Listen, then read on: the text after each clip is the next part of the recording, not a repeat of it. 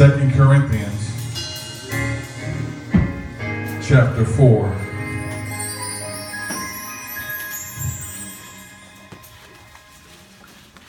Second Corinthians chapter 4.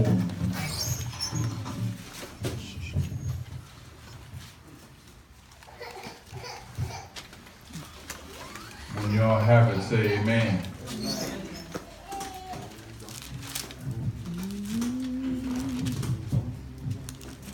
If you need a little bit more time, say wait a minute. 2 Corinthians chapter 4. We're just going to read verses 7, 8, and 9.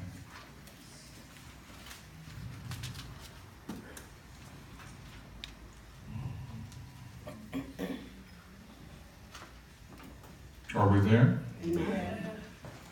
Verse 7 says, "But we have this treasure in earthen vessels, that the excellency of the power may be of God and not of us.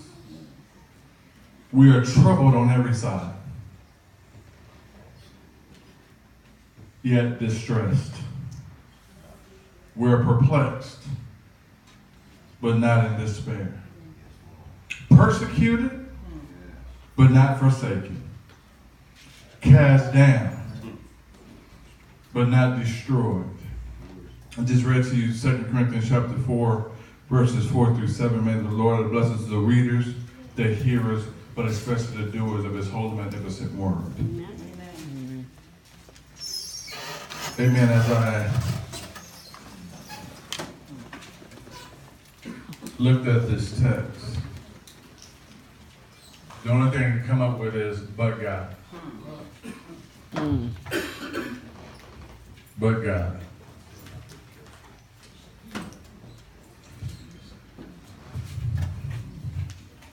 I'm not the only one in this room who struggles with issues in our lives. I've been preaching now 17 years. But the hardest time I ever had to preach was Palm Sunday of last year.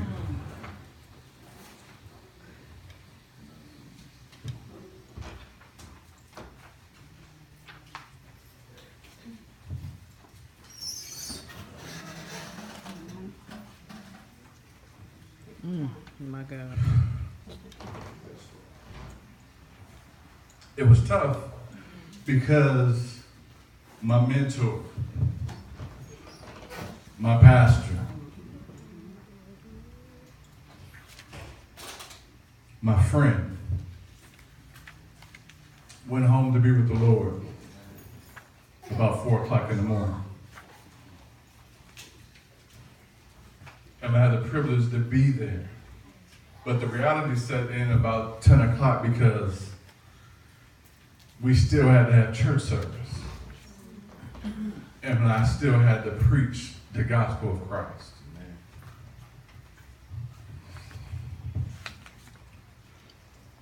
This year has been a struggle because as a human,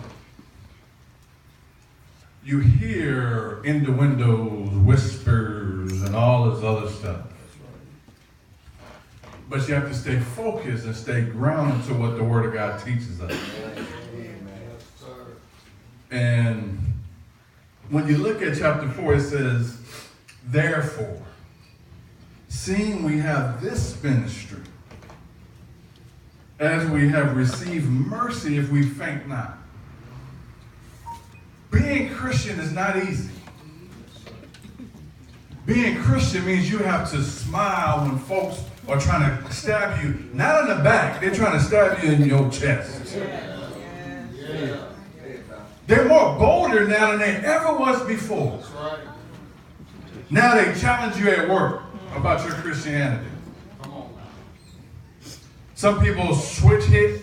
Some of y'all get what I'm saying? And they flaunt it in front of you and dare you to say something. Well, how do you feel about this, and that? I get out of trouble because I said the word of God says is an abomination. Amen. This ministry is the undertaking of being a Christian. He says, therefore, since we have this ministry, since you decided to be a Christian, we have to read the word of God to get our instructions. The only reason why we can be Christians and stand firm on the word of God is because of God's mercy. That's right. And his grace. But God. In our own power, we would have never even come to church. That's right. Soon as somebody said something, we would have went off on them. That's right. And someone we would have laid hands on. But since we have this ministry, God deposited in us his word. Look at verse 7. It says, but we have treasure in earthen vessels. That treasure is the gospel. That treasure is the word of God. And he put it in earthen vessels. He could have put it in the safe. He could have put it in the bank. Because the word treasure means to deposit. God made a deposit in you. For his glory. And some of us don't even, people don't even know if you're a Christian. Some of us take this thing too lightly. Your salvation hinges on if you truly believe. Anybody can come down here and say, I follow Christ until their bills are not paid, until they be tested. But when you say you're a Christian, expect persecution.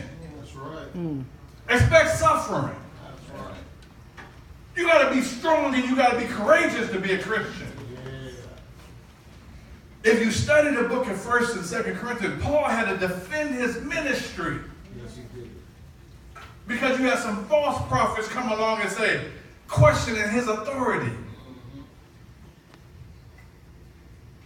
Yes, I'm 44 years old. And folks still say, they ain't going to listen to him. I'm glad you ought to listen to the word of God. That's right. When God appoints you, when he calls you, he qualifies you. Amen. I don't look to man. That's right. That's right. To see if I'm doing okay or not. That's right. You'll never get cleverness of speech from me. That's right. I can speak Greek and Hebrew. Got 2 degrees to prove it. For what? For what for? If y'all don't speak it. Right.